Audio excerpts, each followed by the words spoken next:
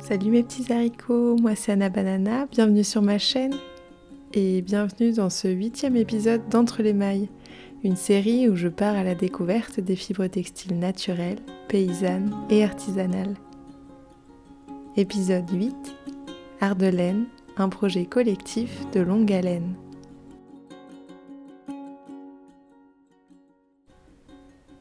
Je passe mon mois de septembre dans la Drôme.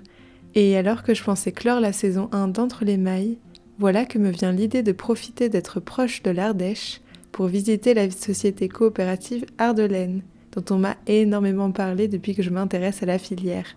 Je décide donc de me rendre en Ardèche pour la journée, afin de découvrir de mes propres yeux leur formidable structure. À l'initiative de ce projet, Béatrice et Gérard Barras décident avec leurs amis Catherine Chambron, Pierre et Simone Tissier, Pierre Cudzac et Frédéric Jean, de racheter une ancienne filature datant de 1850 qui tombait en ruine dans les années 70.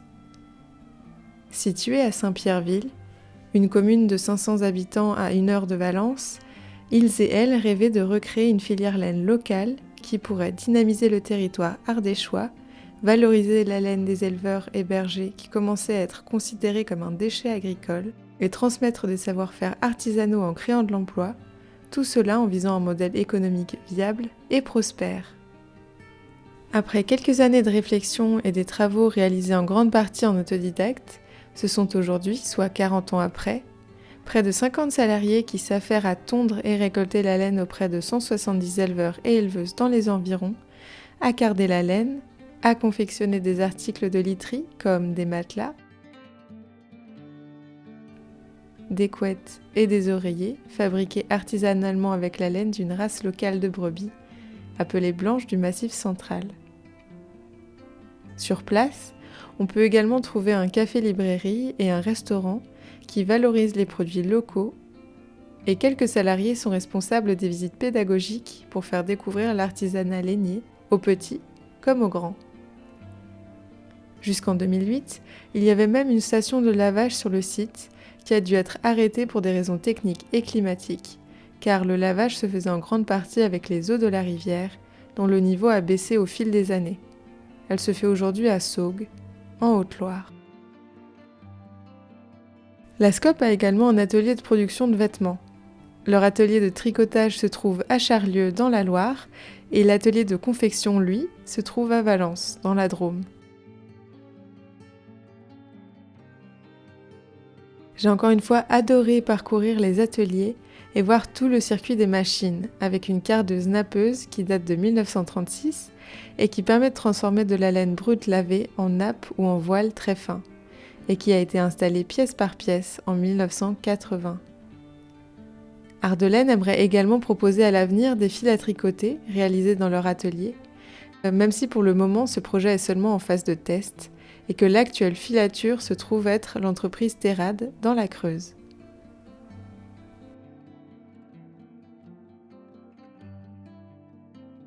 Allant de pair avec tout ce parc de machines, Art de laine a également un atelier de réparation pour remplacer les pièces des machines qui sont amenées à s'abîmer ou à se casser, ce qui garantit aussi leur autonomie au niveau de leur production, car il est aujourd'hui rare de trouver des personnes capables de réparer ces engins. En plus de l'autonomie, d'autres engagements et valeurs sont également imbriqués au sein même de la structure, puisque le choix de fonctionner en société coopérative dès les années 80 marque également une volonté d'horizontalité et de gouvernance démocratique entre tous les salariés. Chaque personne est polyvalente et formée à plusieurs tâches et peut donc travailler sur différents postes, même si certaines personnes ont quand même des spécialités, ce qui permet une résilience au niveau de la production.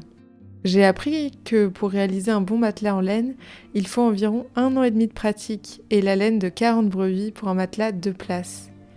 Aujourd'hui, il n'existe pas de formation de matelassier à proprement parler et la SCOP forme directement les salariés à la confection.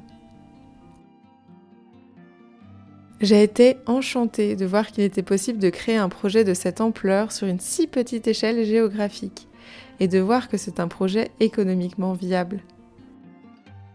Aujourd'hui, la SCOP Art de laine est labellisée Entreprise du patrimoine vivant et ils et elles ont collectivement relevé les défis de créer l'équivalent d'un emploi par an et de contribuer au florissement économique du village. Cette initiative, pleine d'engagement et de sens, me donne énormément d'espoir sur l'importance de rêver et de travailler à plusieurs. Et ça m'a mis du baume au cœur de discuter entre passionnés et de partager des regards pétillants. Et je n'ai qu'une hâte en arrivant en Autriche le mois prochain, celle de découvrir la filière laine locale et de m'y intégrer.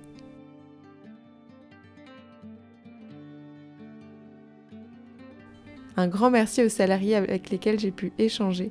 J'ai été vraiment grandement inspirée.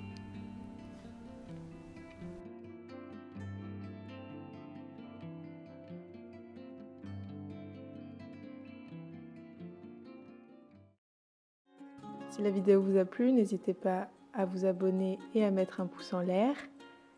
N'hésitez pas non plus à me laisser un petit commentaire, ça me fait toujours super plaisir de vous lire. Et de vous abonner sur mon compte Instagram.